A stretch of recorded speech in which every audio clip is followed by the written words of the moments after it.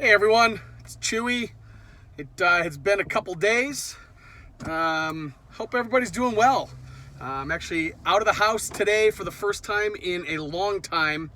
I just got a Walmart grocery pickup. I don't know about you, but we've been kind of just sheltered at home. Again, COVID has kind of changed the way we live, right? It's the way we live, the way we interact with everybody, the way we eat, the way we go out shopping or don't go out shopping or what have you. So we've been placing Walmart orders, and I just kind of rolled up, and I opened up the trunk and they put it in there, and I'm off.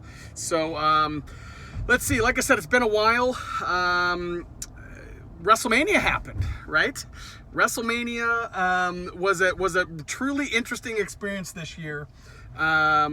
It was held. Well, first we were worried if it was going to be held at all, and it was held. It was held in an empty arena. It was held at the Performance Center, and it was held over 2 nights. So it was Saturday and Sunday night. So Pip normally comes to town every year, and we get together and watch the show with my brother and my kids.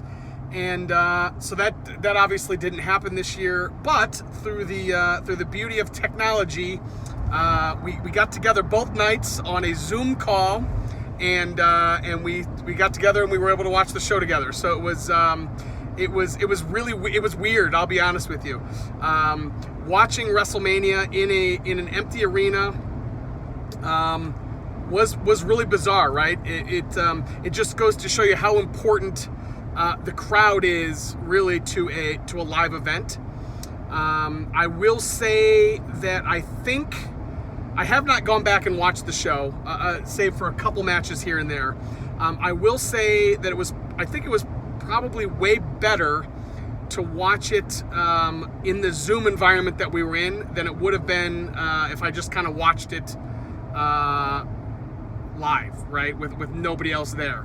I think the fact that it was in an empty arena would have been more stark, if that makes any sense, without having my bros there to talk to. So I like I said, it was 2 nights, so I'm going to kind of go over night 1 here, and then maybe I'll do another episode with night 2.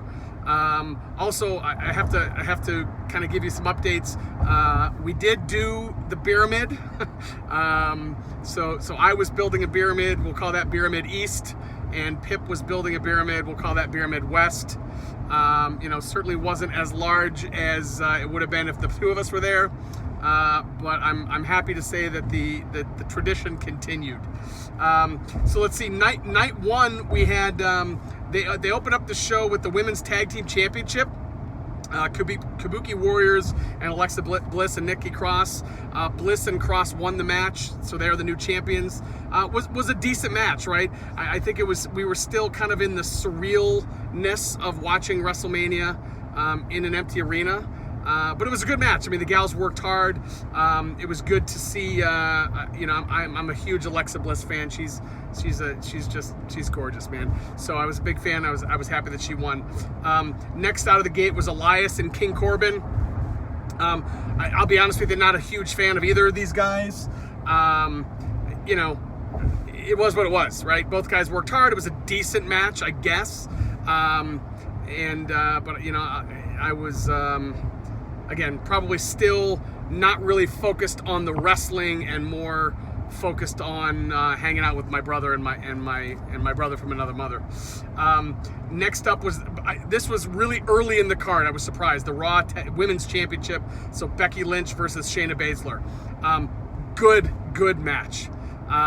Match ended when Baszler had Lynch in her submission, her kind of choke / sleeper finish, and they did the spot where Lynch rolled back over onto her and pinned her, and she didn't let go. Circa Bret Hart and Rowdy Piper at WrestleMania 8, maybe? That's got to be wrong, I'm sure, but good match though, good solid match. Next up was the Intercontinental Championship, Sami Zayn and Daniel Bryan. This was actually a big win for me in my In our betting pool, I picked Sami Zayn to retain, and he did. Not a great match, but again, you got to kind of come down from the Women's Championship match. Next up was an interesting match. So it was scheduled to be the SmackDown Tag Team Championship match with The Miz and John Morrison, who were the champions, defending against the New Day and the Usos in a ladder match. I'm not sure exactly what happened, but The Miz pulled out of that match. I don't know if it was COVID related or if it was, I don't know. They didn't really go into it. But so they changed it so it was just a three-way match. So it was Morrison versus Kofi Kingston versus, I think it was Jey Uso. So it was just three guys, but the tag team championships were still on the line. Which was kind of strange, but hey, you do what you need to do, and Morrison retained. So a good match, good solid ladder match, well worth watching. All three guys busted their asses. Some really good spots in there, which shouldn't surprise anybody. Next up, Kevin Owens and Seth Rollins. Great match. They ended it the first time, and Seth Rollins won via DQ. I'm sorry, Kevin Owens won via DQ, and then he grabbed the mic and said, "No, I'm not gonna win that way.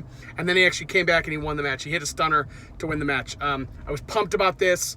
I love Kevin Owens. I love the prize fighter gimmick, and so I was really excited to see him win. And I don't think Seth Rollins loses a lot with that loss, right? I mean, I think he'll bounce back pretty quickly. Number 7. Next up was the Universal Championship. Goldberg defending. Initially, it was supposed to be against Roman Reigns. Roman Reigns pulled out due to COVID concerns. He is recovering from leukemia. So can't blame him at all, right? So they put in his stead Braun Strowman, who is now the new Universal champion. Pumped about this one too. Not a fan of Goldberg, just in general, really never have been. Not quite sure why they put the title on him. Was really bummed when they took the title off Bray Wyatt to put it on Goldberg, of all people. So I was really excited to see them put the title on to somebody that's going to be around long term. Braun Strowman, I think, is a beast. Is decent on the mic, but is actually a really great in-ring performer, in my opinion. So I was pumped to see that. And then the final match of the night, and the final match that we'll talk about tonight was the Boneyard match between The Undertaker and AJ Styles. I really was not sure what to make of this. I had no idea what a Boneyard match was. Turns out it was just a buried alive match, essentially. In a cemetery/farm, presumably The Undertaker's. I don't know, whatever. This was shot very cinematically. This looked like a horror movie. It looked like an action scene out of a movie. There was no commentary.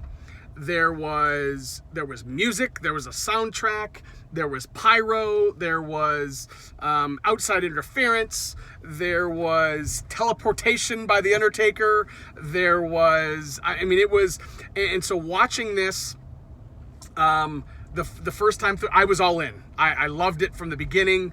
I wasn't quite sure what to make of it, but I loved it. And it turns out, kind of in retrospect, that was kind of the prevailing thoughts. This was a really, really good match. They worked hard. Taker looked really, really good. AJ looked really good.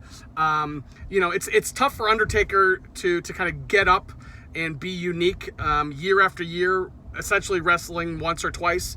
And once again, he managed to do it.